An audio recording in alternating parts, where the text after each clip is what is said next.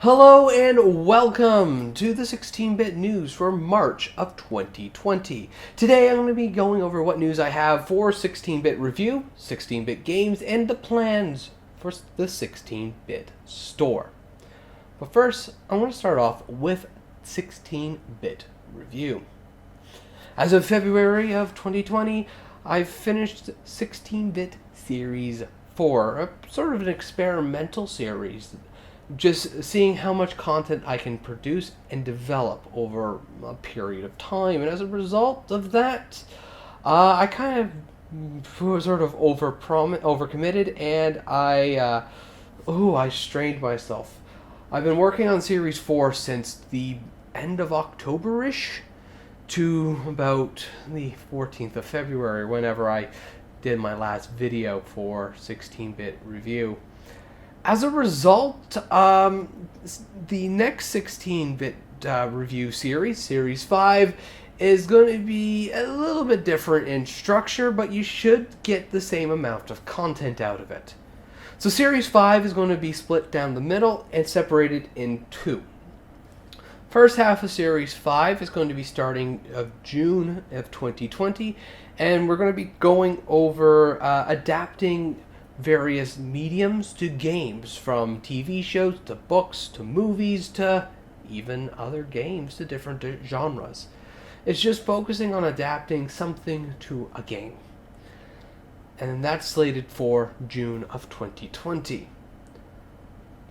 But I also wanted to give you guys a little bit something back, especially for having to wait half a year to get the rest of the series.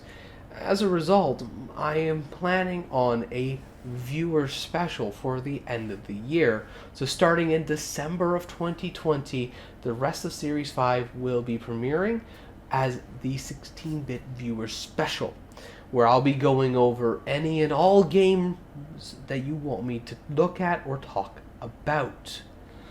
So if you have any games you wanted me to look at, any consoles, systems, platforms, concepts, Vita titles, or let's say old Vita AR games, just anything and everything that you want me to look at, please put it down in the comments below. I will go over each and every one of them, and when the series begins in June, I'm going to be having community polls twice a week going over every most game options that I can either get my hands on or I already have in my collection. So if you have a game review you want me to look at, or you have a game you want me to look at, please write it down in the description below. When Series 5 kicks off in June, there will be community polls. Savvy? That's all I got for Series 5 right now. Hopefully I'm going to be starting production sometime in April, maybe May, and everything will be ready for June, and I'll just be smooth sailing going forward from there. Fingers crossed. That's all the news I have for 16-bit review. Now to 16-bit games.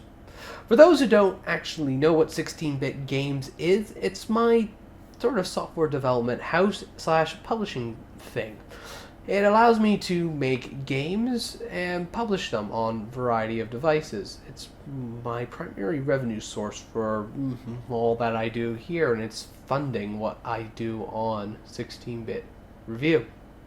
But because I kind of overcommitted on Series 4 and a bunch of other things that happened last year, I've kind of left 16-bit games out to dry for a little too long, and as a result, it's been in desperate need of maintenance, which, as of the end of Series 4, so end of February, I finally got a chance to do. So what have I been doing for the past month and a bit? Well, I have been busy at work developing a ad module for the applications. On your end, the users, it means that I won't have to update the game every few weeks or whenever I have to change something functionally with the ads. And on my end, I have full control on what ads I can show and what ads you will see, at least in terms of ad providers. And on top of that, if you've been playing New Berserk, I think Invaders of Space, but it might just be the iOS version, and a few other titles, like Kid Kong on Android, you might have noticed that I've added in 16-bit advertisements. Those were really alpha prototypes that were are admittedly broken, and as a result, for this time around, I'm doing them, and I'm doing them at least what I think right now is the right way. I'm developing new advertisements that will work with the apps, and hopefully it will scale and present itself a little better than the way it is right now. A lot of work that I went into for something that I don't think a lot of people will appreciate, other than you don't have to see updates. But to make it up, or at least while I'm in the applications, updating each and every one of them to not just the newer platforms, but also the newest version of Unity, and that's out right now, I'm also going to be going in and updating the games as needed. So if, let's say, I wanted to add controller support in for my titles, like Robotipede, that's what I'm going to do. So by the end of this, my goal is to add in the new advertisements to each and every application that isn't paid for, and I'm going to be updating on all applications, paid or not, with the updates to general bug fixes that that feedback has been giving me, and for controller support, which has been a feature request on a few applications at this point. So might as well just do everything. But that's going to take time, which I hopefully will have, depending on how things just go. But that's going to be that's going to be at least the immediate plan for at least my workflow. And hopefully I'll get all this done before Series 5 begins production. If not, I'm going to be juggling between coding and filming, which is going to be fun. So that's all the news that I have for 16-bit games, add modules, adding bug fixes, and hopefully a lot less updates. Which leads us finally to plans for the 16-bit store. Now, for those who don't know what the 16-bit store, it's what started 16-bit games. It just started out as a plucky little eBay store, but as of sometime last year, it's migrated into a Etsy store as well. And as a result, I've been sort of doing it as a sort of a place that I can play around with my 3D printed models and designs and see if I can sell them. I mean, these don't cost me much, and the postings don't cost me much too. But that's neither here or there. The plan for the store right now is just to add more products. Add more things that you will be interested in buying.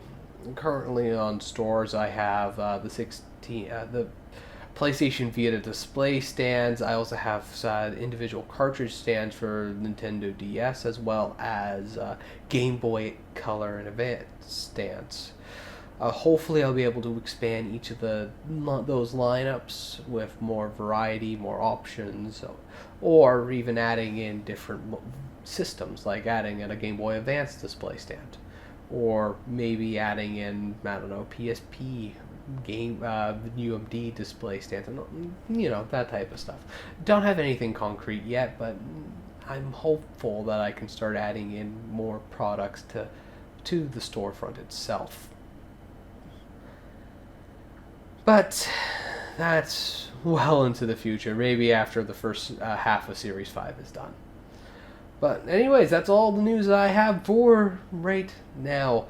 Hopefully I'll have more to share with you come the end of April.